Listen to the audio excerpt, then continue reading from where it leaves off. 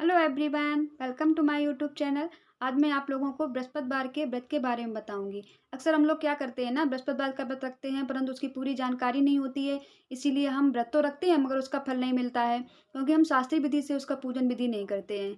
तो आज मैं उसको आपको पूरी शास्त्रीय विधि बताऊंगी कि कैसे व्रत करना चाहिए और उसका फल कैसे मिलता है। व्रत का मतलब ये नहीं होता है कि हम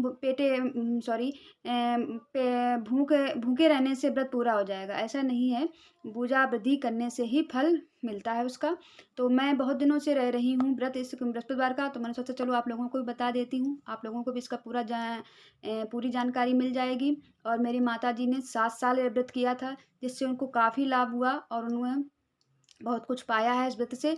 तो मैं भी व्रत रहती हूँ, तो मैंने सोचा चलो आप लोगों को आज इसकी पूरी विधि बता देती हूँ। तो सबसे पहले हम इसकी विधि जान लेते हैं।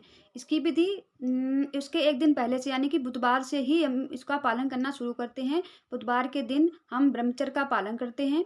सुबह स्नान करते हैं, उठते हैं और उसको अपनी दिनचर्या पूरी करने के बाद हम स्नान करते हैं और स्वच्छ पीले कपड़े पहनते हैं और इसके बाद हम पूजा करने की तैयारी।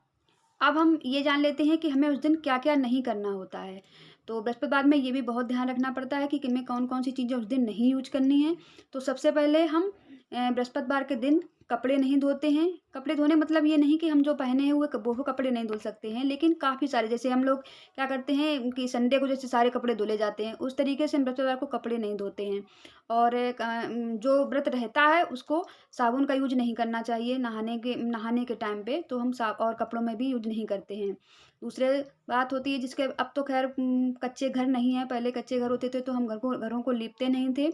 जो हमारे घर में जेंट्स लोग होते हैं वो सेब वग़ैरह नहीं बनाते हैं, औरतें बाल नहीं धुलती हैं और हम लग लहसुन प्याज का यूज़ नहीं करते हैं उस दिन खाने में।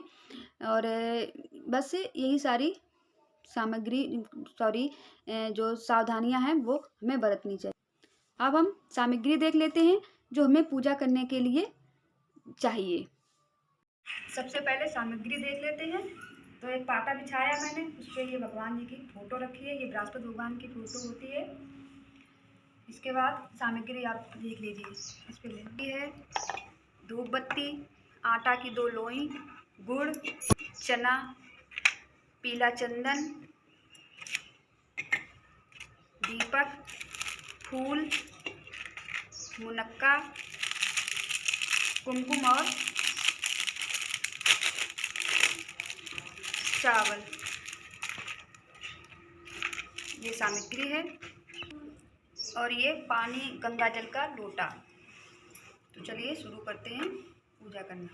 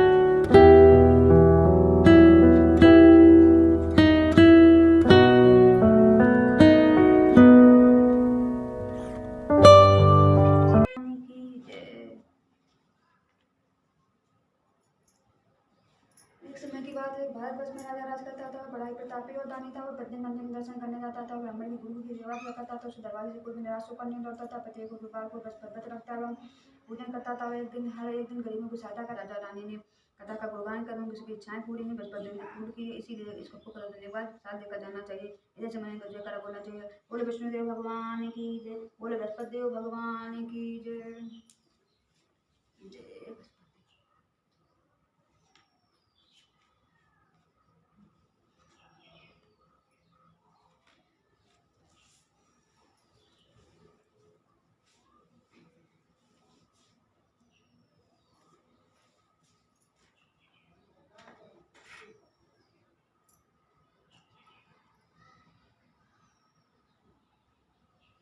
बृहस्पति देवा, शनि जय बृहस्पति देवा, छिन छिन भोग लगाऊं, कदरी फल मेवा, ओम जय बृहस्पति देव। तो आरती करने के बाद हम प्रसाद लेंगे, और अगर आपको मेरा वीडियो थोड़ा सा पसंद आए तो प्लीज़ मेरे चैनल को लाइक शेयर एंड सब्सक्राइब कर दीजिएगा। Thank you for watching. धन्यवाद।